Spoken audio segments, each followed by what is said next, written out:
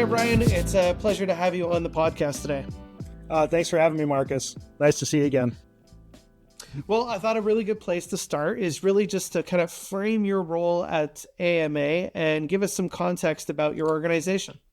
Yeah, so I'm the Vice President of Digital Strategy at the American Medical Association. So basically what that entails is I oversee the AMA website as well as a number of our other digital channels and touch points. I collaborate very closely with our social media team. I have a role in our content strategy, which is primarily targeting the professional audience, that being physicians, resident physicians, and medical students. In terms of the AMA, we are the largest and oldest national association that really is trying to protect and defend the profession as much as possible. So I think we do an excellent job. We've been doing it for 179 years. And I've been in this role and working for the AMA for nearly 9 years now. I think my anniversary is next. My 9-year anniversary is next week. Oh, fantastic! Well, early celebratory congrats for you. Thank you. So I thought an interesting place to go next was you mentioned quite early on there that there seems to be a focus on digital. So why don't you kind of unpack that a little bit for me? Yeah, so when I started with the organization, I had actually never worked in the nonprofit space. I had sat on a number of nonprofit boards, but never, as part of employment, been in this space. And we had a new chief experience officer that had joined the AMA, and he reached out to me. We had never met before, and he was very much interested in taking this, at the time, 170-year-old analog organization and going through a digital transformation and turning us into really a digital healthcare media powerhouse to increase just the brand and the voice and the reach of the American Medical Association across the country. And within seconds of talking to him, I was kind of hooked and said, this is a place that I need to be a part of. What's interesting about the story too is among our target audience, so physicians, resident physicians, and medical students, we don't have an awareness problem. 100% of our addressable market knows exactly who the AMA is. But where the challenge has always been is, what does that actually mean for me as a first-year resident physician, or as a 30-year practicing physician, or as a brand new medical student? And that's where we felt there was an opportunity for us to move into that digital space, better tell our story, better connect our content and our work, more importantly, with that target audience, really on whatever screen or device that they were on. So that was the journey that I signed up for 9 years ago, and it's been amazing. We've hit a bunch of incredible milestones, and we are definitely not stopping. Amazing. I'd love to dig into that a little bit more after that conversation and identifying those key items. Like, what did that in practical terms look like? What were the changes that kind of came over the next couple months and years? Yeah, really the first thing that we did, and this is one of the sayings that, for people that have worked with me, they've heard it a million times, like, we need to be the answer when physicians are asking a question to Google. So that's where we started. It was a little old school SEO, but we just started looking at, one, how folks were getting to our website in the current state. Then we did an inventory of all of our content, and we looked at ways that we could refresh and update our content to just be a little bit more discoverable from a search engine perspective, but also translate that into really the words and natural language that our target audience is using. However, physicians are asking questions to Google, we need to use that same language. We have a scholarly publication, we have a clinical peer-reviewed clinical journal in JAMA, but the AMA corporate website, we need to approach our target audience kind of on their terms, using their language. And that's really where we started. We needed to just learn more about what were they asking, and were we part of that digital conversation? And basically we weren't. And it wasn't for lack of content. It's because our content was not optimized for discoverability by those search engines, and it wasn't matching the language that the physicians and resident physicians and medical students were asking to the search engines. So what do you really make of that? What do you think was the heart of the problem? Was there kind of like an internal jargon that manifested in the organization that seemed separate from really your target audience, and they kind of had their own vernacular? Or maybe that's totally something else. Can you tell me more? No, you're spot on. In many occasions, I think we were really talking to ourselves. We were having these robust conversations, and we just assumed everybody was listening to us and could find us, and that just wasn't the case. So we needed to think about how do we translate this amazing work that we're doing. We do amazing work at the AMA to serve the profession and to serve this industry, but we needed to find a way to connect it externally, and part of that was the language. That was a big barrier that we had to break down. We had to use natural language and think about just like the conversations you and I are having. All of our staff has those with physicians and resident physicians and medical students on a daily basis. Let's use that language as a mechanism to connect our content with our addressable market, and have them really put more meaning behind what the AMA can do for them. Amazing. When it comes to thinking about the way that you're leveraging your website, there is a big emphasis there on like, is this content discoverable? Are we optimized to be discovered? That's something that's just becoming even more relevant as we're Right. moving into this age of AI and traffic is just dropping off a cliff, and folks like Google are going to be, sucking up people's content and kind of delivering it out. Um, where do you land in terms of that role of optimizing your website? You know, not only for the performance that marketers kind of obsess over, but also optimize it for the member. Can you give me a couple of thoughts on that? Yeah, absolutely. So I would say optimizing that content for discoverability is even more important now. So with AI, with ChatGPT, Perplexity, Claude, all the platforms, if your content didn't exist for Google before, it's definitely not going to exist when somebody's asking something to one of those chatbots. So it becomes even more important to just re-educate ourselves on the rules of the game and the new rules of the games associated with content discoverability. So we've really leaned into that, and we spend a lot of time not only looking at traditional SEO metrics, but now our AEO and GEO metrics. And I'd be lying if I told you I didn't ask all these platforms, like, what does the AMA do for physicians? What benefits does the AMA provide to medical students as a way to just test and see how we're perceived on those platforms now? We're doing extremely well. A lot of it is just based on the great work that we've done from an SEO perspective, 8 to 9 years ago to get us to this point. But now we're at the point where we need to work even harder to make sure that we're reaching all the appropriate audiences, and that we're really getting into using kind of the old school SEO phrase, those long tail keyword queries. Like, what are those really long, meaty questions that folks are asking? Let's make sure that we're responding to them, whether they're on a search engine or one of the AI platforms. So that's an area that we look at it every day. We look at those metrics. We look at discoverability along with what's trending in our space. So that's definitely a discipline that we have here at the AMA. I know a lot of folks in the association space are a bit conflicted kind of on this change of environment, if you will, especially digital IP and expertise. Associations, much like your own, like there's a tremendous amount of work being done, content being published, research being done. One piece of research can just come up with a whole bunch of activity for an association, everything from online events to articles to videos and all that.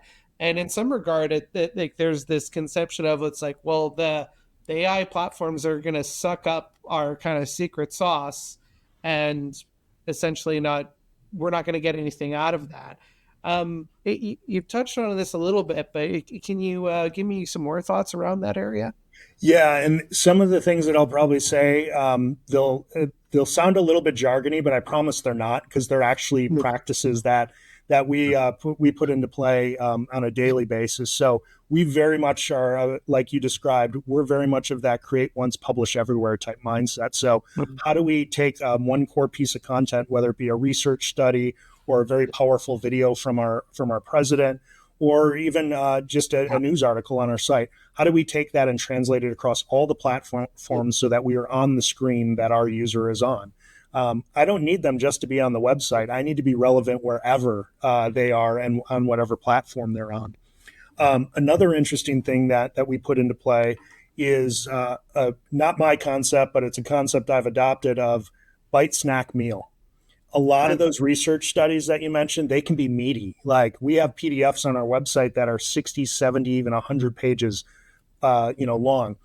Not every busy physician is ready to consume all that right now. So how do we take that meal and chunk it out into easy to digest bites on social media, as well as snacks that may be on our website, and kind of walk them through a series of content pieces that all lead them to that meal, but they can consume it at their own, kind of on their own time. The other interesting thing about those studies as well, and going back to SEO and answer engine optimization, having that original research, that authorship, so critical because it provides us with more credibility. So we often look at that content as a way to increase the authorship and credibility of the AMA and many of the physicians that work for us as employees. But also, we're looking to tell the story of all of our members within the health systems that they work at as well. And that level of authorship and really making them the hero of the stories that we're telling, and elevating their voice and their subject matter expertise, that's a winning formula that we've found from a couple of perspectives. You've previously brought up that it's important for your organization to be leading with the benefit, not the feature. Can you Yeah. kind of unpack that concept for me? Yeah, and this is a tough one because like features, everybody wants to talk about the features, like what kind of learning environment do we have, or what kind of thing is here. But really, it's about how do we help them across their continuum of the profession, whether they're in that learning, that training, or that practice environment. Like, how do we make it easier, better, faster, whatever the outcome that they're looking for is? How do we deliver that to them in a benefit oriented way? And one example that I'll give you right now, we've had a ton of success with our resident physicians with our test prep materials. Mhm. And, we could talk all about the way that test prep is delivered, and it's on demand and all of that. That doesn't totally matter. What those resident physicians care about is getting prepared for that next USMLE test. And if we can communicate to them that benefit, we bring them closer to our brand. We exchange that value. We build credibility, in our brand as someone that can help them across all aspects of their continuum of practicing medicine. So it's a slight nuance, but really leading with the benefit, and kind of putting the features a little bit lower on the page is something that we practice on a daily basis here as well. AMA does a really great job of when find your way onto the website, it ends up being very tangible in a pretty short period of time what membership really has in store for the member. And I'm sure even that's just on a surface level, but it communicates pretty quickly member benefit. And I imagine that has a lot to do with it, is that underlying philosophy. Um, how much of what you said there do you think is useful or let's say replicable for other associations in terms of the way that they're representing themselves online? And the motivation behind this question is that I think it actually ends up being a little bit of a reoccurring situation and challenge for associations where there's a certain pull to kind of talk about yourself and Yeah. maybe a little bit of legacy there, and that needs to be balanced. Personally, I feel, I want your take in terms of, if someone's going to visit your website, you kind of need to roll out the carpet and showing them like what's in it for them. Yeah, and appreciate you sharing that about the member benefits and being able to see that right away on the site. I will make sure to share that with my boss as well as our board, who always have thoughts and ideas on how to make the website better. So I'm glad that you were able to see that quickly. Yeah, I think where we are going from a website perspective, and where I think a lot of associations and nonprofits need to go, is providing a more personalized experience. So we do have some technology on the site that allows us to do that, but those kind of bespoke experiences are really where all associations I feel need to go, because it's not a one size fits all approach. It can't be a one to many approach with our website, because we know from our customer segmentation, we know we have four different types of individuals that are part of our addressable market, and they do not have all the same values. There are some folks, as an example, that they are 100% into all the policy making work that we do, and if we can just show them how to become a part of that and understand the work that we're doing to support AMA policy, they will become a member because of that. There is another segment, we call it the go at it alone. They could care less about that policymaking body. They just want benefits on a day-to-day basis that help them get from point A to point B, and how can the AMA deliver that? So if we start talking to that go at it alone all about our policymaking work, we're going to turn them away because we're taking a one-to-many approach as opposed to a one-to-one.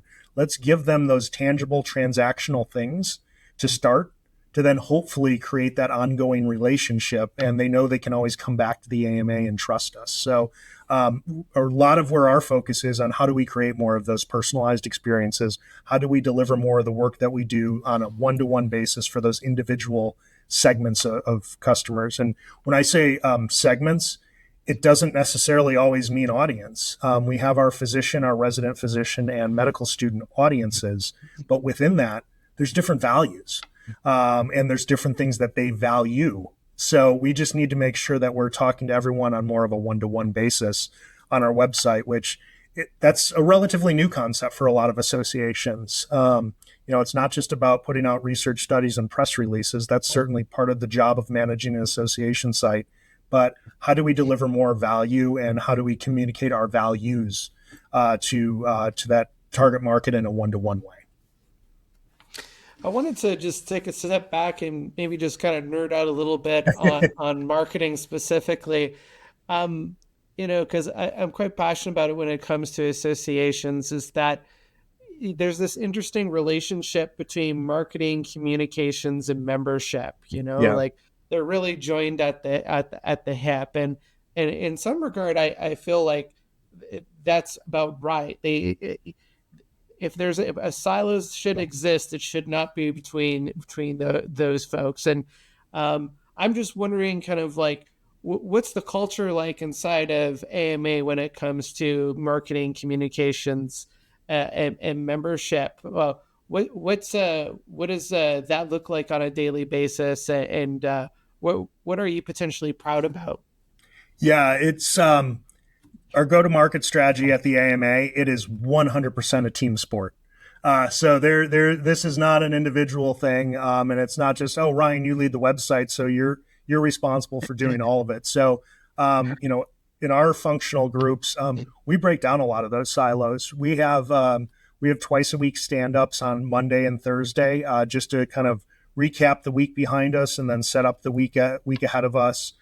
We have some really strong Teams channels, group chats, as well as other communication mechanisms that keep us all in the loop. I would say again, it does feel like a sports team a lot, and maybe that's just because I'm a former college athlete and I love that team-based environment and I love being part of the team and contributing. But there'll be somebody on our enterprise communications team, which one of their primary responsibilities is press, and they'll come to me and say, "Hey Ryan, I'm not sure if you saw this on this website. Thought it'd be interesting." And I may share the same thing back, like, hey, did you notice that the Family Physician Association, they issued a press release on that? And that's just kind of the environment we have. It kind of doesn't matter what your title is or what department or business unit you work in. If you're all focused on go to market, you all kind of work together and understand where everyone's subject matter expertise lies.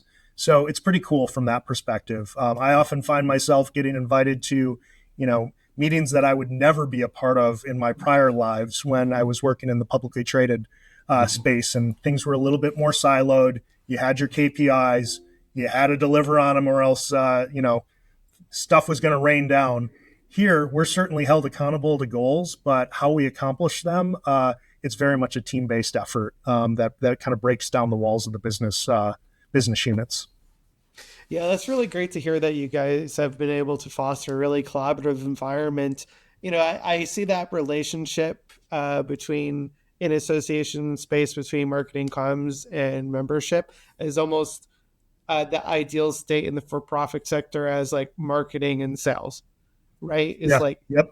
those are two departments that cannot be on different planets. Right. Yeah, you're well, 100% correct on that one.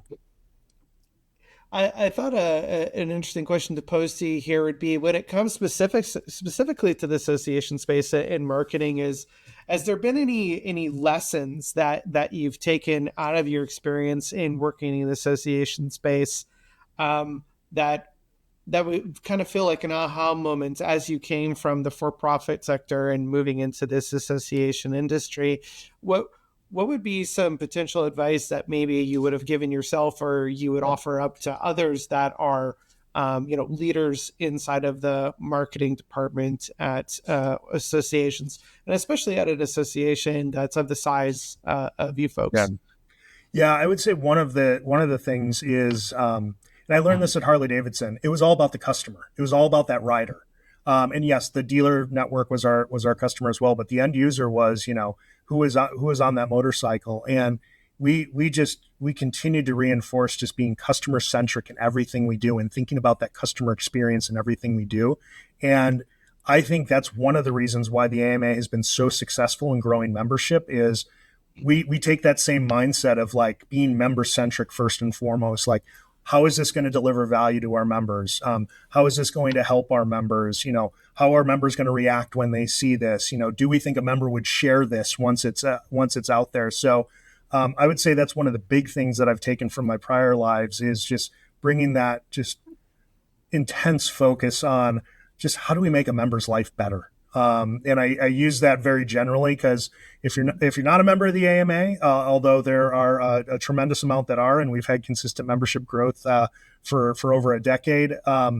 The others are just prospective members that we need to find the right way to connect with them. So we just need to be member centric in everything we do, and I think that that's something that translates to any nonprofit, any association space. Just think about who you're serving and how can you best do that in everything that you're doing.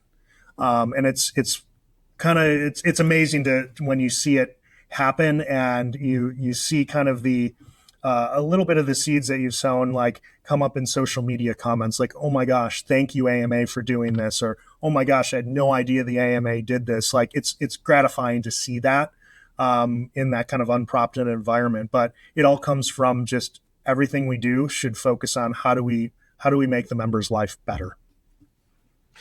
Yeah, I'm not surprised by that. I mean, a lot of association leaders that I speak to, they all mirror the same thing that you said, and that's that you got to be laser focused on what's important to members. Understand that member, understand what motivates them, and be laser focused on what's valuable to them. I thought where we could go next here is talking about non-dues revenue, something that's very important to associations, emerging ever emerging more so as kind of pressures are affecting the association business model. But I'd like to kind of keep that within the confines of a marketing. Can you tell me about the non-dues revenue sources that kind of live in and around marketing? Yeah, there's a handful of them, and they're relatively modest because the membership revenue is certainly one of the ones that we focus on the most. But we do have some smaller advertising streams. Advertising, could probably put that in air quotes. It's a little bit more loosely, but with one of the areas that I'm responsible for being convening as large of a digital audience as possible within each of our segments, that has value. So how do we take that audience and deliver them more value through other third parties that are approved and applicable? Like this is not just open market programmatic advertising. This is very thoughtful. This is very deliberate and in line with all of our terms of use and privacy policies and whatnot. So really, from my perspective, when we think about non-dues revenues, part of how I can best influence that is build the largest audience possible around a specific Mm. group that there is a business model around. And I think there's going to be a lot more of that coming down the pipeline as we start to dig in even deeper from an education perspective and how we can support that from a resident physician, medical student perspective, and also careers in general. So we announced an initiative just a few days ago around career advancement and the role that the AMA could play there.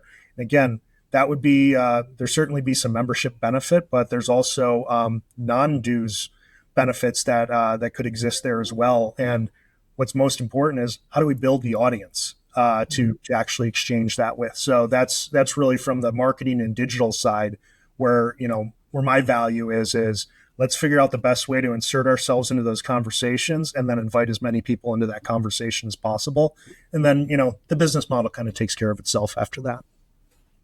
Yeah, you're preaching to the choir right now. The metaphor that I often give is if we think about the digital space, if we're trying to contextualize this within the association spaces, think of your digital space as kind of a similar format as your event or even your publication. What does it include? It includes content that's building an audience. That audience is eyeballs that are interested in topics, and that makes you very attractive to people that want to be able to enter that sphere of influence. Digital is no different than that, and I feel like there's a certain vagueness to like how to approach that with good governance. And the interesting thing about that is like we look at our events; they follow our governance standards, right? Yeah. No one's kind of surprised if you pick up a publication, that's supported with non-dues revenue as well, but it follows governance. So Yeah. digital can be a source of non-dues revenue for folks, and a lot of the best practices kind of exist. It's just a matter of expanding them out into opportunities. And what's interesting too is like in many areas, people in the private sector kind of will, alongside with the academic side of things, will be leaders in, say, technology or certain avenues of innovation, right? So there's subject matter experts inside of the association, outside of the association. They could be potential sponsors. So all of that's connected to, if your association is cultivating a strong audience, that puts you in a really advantageous position to be able to leverage that to fund programming for your members and give them the type of programming that's going to give them the types of information that's important to them. Yeah, and interestingly enough, I was listening to a podcast this morning, and one of the metrics that they brought up was session-based revenue, which is really that old school kind of model. But when you think of the non-session-based revenue, you hit the nail on the head. It's events, the in real life activities.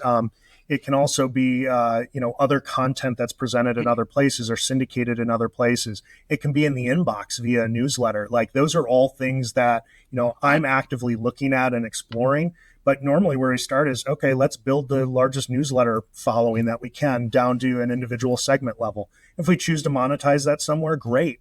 But it is really just thinking about all of those non-session based places that we could provide value with our content and potentially monetize in a unique way that can just, again, help the AMA grow. And the more that we grow, the more that we can support our member base. It's a nice cycle there as well. It goes back to what you were saying before, is like be focused on what the members are after, right? If you're laser focused on what's important to members, that's going to build an audience. If you build an audience, then you could take advantage of that in whatever means is appropriate. Absolutely.